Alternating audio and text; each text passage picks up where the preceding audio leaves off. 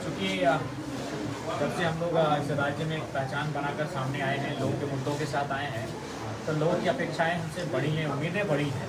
तो no doubt हम लोग शिक्षा की बात करते थे, रोजगार की बात करते थे, तो स्वास्थ्य से आप पीछे नहीं हट सकते। तो स्वास्थ्य को लेकर काफ़ी लोगों की शिकायतें आई थी।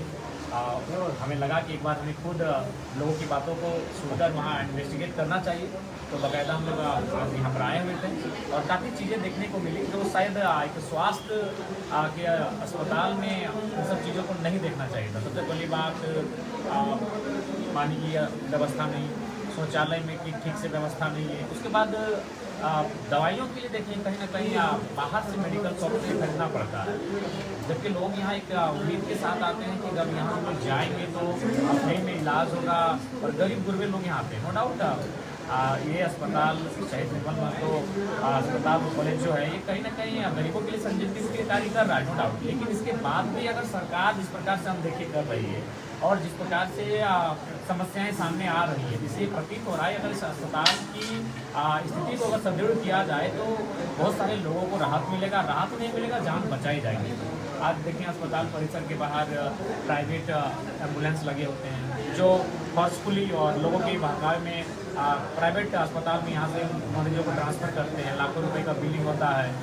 महिलाओं के केबिन में भी जाके देखें, बच्चों के केबिन में भी जाके देखें, ठीक से बेडशीट तक उपलब्ध नहीं करवाया जा रहा है। वो अपने घर से जो गमछा लाए उसमें बच्चों को सुलाएं, इन्फेक्शन की संभावना बन सकती है।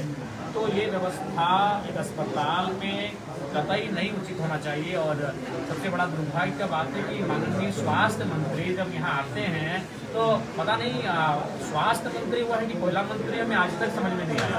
और जब भी आते हैं उद्योगियों के साथ बैठते हैं, उद्यमियों के साथ बैठते हैं, धनबाद में बैठते हैं, चाय कॉफी पीते हैं और वहीं से रिटर्न चले आते हैं। दुर्भाग्य कि स्वास्थ्य मंत्री इस राज्य के तीसरे नंबर पे अस्पताल है, इनका अगर बात की जाए कि तीसरे नंबर का अस्पताल है, एक नामचीन अस्पताल है जहाँ लाखों मरीजों की उम्मीद टिकी है, उनका हौफ टिका है और वहाँ तक वो तस्रीफ नहीं दे पाते ना।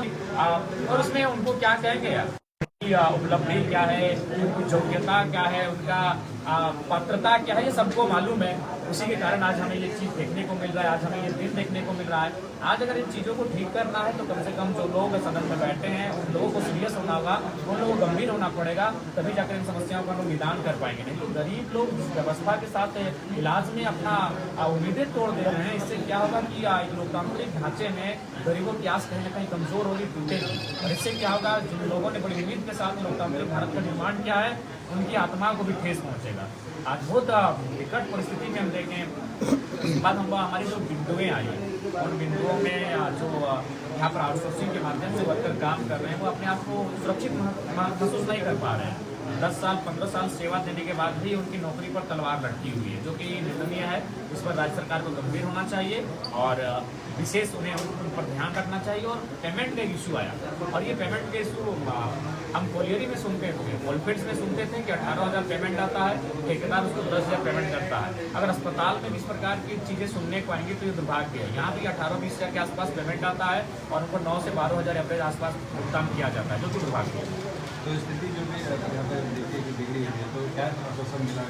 देखिए हम लोग प्रिंसिपल से मिले, उनकी ओर से एक सकारात्मक आश्वासन मिला है, लेकिन हम लोग आश्वासन पे नहीं काम पर फोकस करना चाहेंगे। और हम लोगों ने ये भी कहा कि कोई हम लोग राजनीतिक उद्देश्य से नहीं आए हैं, मानवता के उद्देश्य से आए हैं। लोगों की शिकायतें हम तक लगातार आ रही थी और हमने ये भी कहा कि अस्पताल चूँकि एक गंभीर विषय होता है, यहाँ लोगों के उम्मीदें टिकी होती है, उनका स्वास्थ्य टिका होता है, इसलिए हमने कहा कि लगातार हम लोग का विजिट बना रहेगा और प्रिंसिपल रहें या फिर उनके जो अन्य पदाधिकारी उनसे लगातार हमारी मुलाकात होती रहेगी और इन विषय पर बातचीत भी लगातार बनी रहेगी। वार्ता के दौरान हम लोग यहाँ पे मौजूद थे, आपने जितनी बिंदुएं वहाँ पे रखा, यहाँ के जो पदाधिकारी हैं, चाहे प्रोफेसर या प्रभारी अध्यक्ष हैं, उन्होंने सारी गलतियों को सरकार पर थोपने का कोशिश दिखाए अंदर में। इसमें आपके क्या कुछ रणनीति है? मैंने भी वही कहा कि अगर टाटा जमशेदपुर में अगर टाटा का यूनिट है, टमाटो में मिनरल फ्लैट, रतन टाटा उसको नहीं देखते हैं, वो किसी को अपनी ताकत सौंप के रखते हैं जो वहाँ के समस्याएं जो सिचुएशन उत्पन्न होती है उनका समाधान करें। तो ये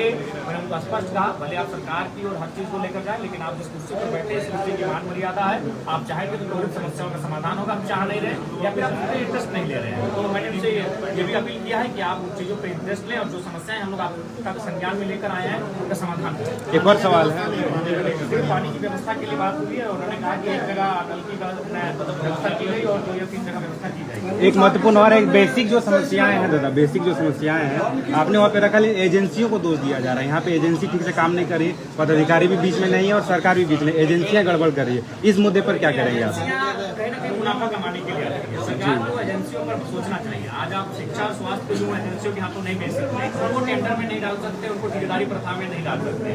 ये दुर्भाग्यपूर्ण है कि आप अस्पताल जैसे गंभीर विषय में आप अगर एजेंसियों के हाथों आप देकर बैठे हैं, जो मोटा मुनाफा लेकर वर्कर्स को अपॉइंटमेंट करते हैं, मोटा मुनाफा के साथ हड़ताली करते हैं, तो ऐसे में एजेंसियां दोषी हैं। एजेंसियां नो डाउट कटघरे में खड़ी हैं, लेकिन उन पर सरकार को गंभीर होना चाहिए, क्योंकि सरकार के अंतर्गत एजेंसियां आती है। सरकार गंभीर होकर इन एजेंसियों पर कहीं न कहीं कंट्रोल, नियंत्रण रखना चाहिए। तो क्या लगता है कि सरकार गंभीर है स्वास्थ्य को लेकर? सरकार बिल्कुल गंभीर नहीं है। सरकार इस बात को लेकर चिंतित है कि माननीय मुख्यमंत्री का बेल कब होगा। एक व्यक्ति के पीछे वो सारी सॉस, सारी ताकत, सारी ऊर्जा लपेट के रख दिए हैं। आज यहाँ मरीजों की स्थिति बहुत ही खस्ता हाल है। यहाँ विजिट होना चाहिए, यहाँ लगातार सरकार के जो पदाधिकारी हैं उनका विजिट होना चाहिए, सरकार के मंत्रियों का विजिट होना चाहिए। अगर आप अस्पताल जैसे हैं और आपको जनता की सुख सुविधा से कोई वास्ता भी नहीं जी नहीं, क्या काम कर रहे हो तो दिख रहा है। आप ठीक है काम कर रहे हैं बन्ना गुप्ता जी, तो उनसे कहिएगा कि आप कम से कम एक फोटो तो अपलोड, मैंने एक फोटो तो दिखा सकते हैं SMMCH का, मैंने दौरा करते विजिट करते हैं, कि उनके पास एक तस्वीर दिखाइए, साझा कीजिए। हम देखना चाहते हैं कि आप कब आए थे, किस तारीख को आए थे और किन आपके हमने जगहों पर जाकर आपने निरीक्षण किया है, किनके साथ आपने वार्तालाप किया है, किन मरीजों से आप मिले हैं, किनका सुख दुख हमने दुख का हाल चाल लिए हैं, देखना चाहिए। आप आते हैं, आके धनबाद में बैठते हैं, कोयले की चर्चा करते हैं, आप कैसे आपको फंडिंग मिलेगा उसकी आप चर्चा करते हैं। तो ये बेवकूफ़ बनाने कार्य वरना गुप्ता जी नहीं कर सकते हैं।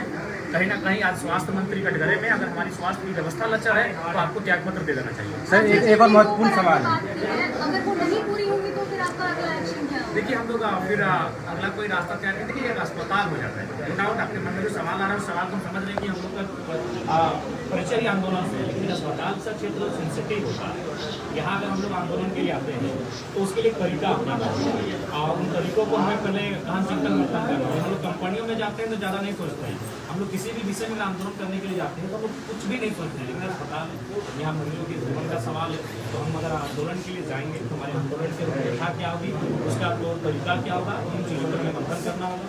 आप लगभग घंटों से आप दौरा किए हैं, लोगों के मन में एक सवाल उत्पन्न हो रहा था कि आज आप फिर किस अधिकार और किस तरह पे आप यहाँ पर दौरा करने आए हैं? देखिए अधिकार की कोई विषय बात नहीं है। हम लोग एक जनप्रतिनिधि के रूप में बातचीत नहीं हुए हैं, लेकिन इस राज्य की जनता हमें उम्मीद के दृष्टिकोण से देखती है।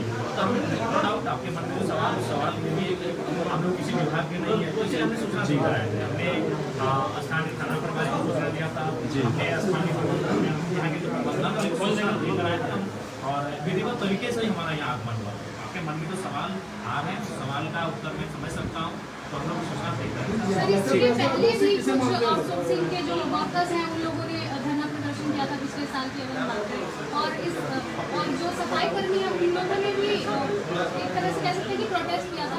उन सभी में आपका इन्वॉल्वमेंट नहीं है, लेकिन आज आप यहाँ पे उन लोगों के हक की बात उस समय उपलब्ध नहीं थे, अवेलेबल नहीं थे। उस समय जो भी कहानी टेलीफोनिक बात हुई थी, अपनी टीम को हमने हैंडल करने के लिए उस रखा था और उस समय हम उपस्थित नहीं थे। लेकिन अब जब भी हमारे पास समय रहेगा, क्योंकि देखिए हम लोग पूरे राज्य में आंदोलन करना पड़ता है, राज्य की समस्याओं के साथ हमें खड़ा होना पड़ता है, तो समय नहीं रहने के कारण उस समय उपस्थित नहीं हो पाए थे। लेकिन आगामी जब भी यहाँ के वर्कर्स, यहाँ के जो कर्मी हैं उनको हमारी आवश्यकता पड़ेगी हम उनके साथ रहेंगे। ठीक है, आए तो कम से कम अस्पताल का हाल देखना चाहिए, अस्पताल की विषय होना चाहिए और बातचीत नहीं होना चाहिए, समाधान करने के कदम उठाने चाहिए। ठीक है, अभी उसी के लिए हम कहते हैं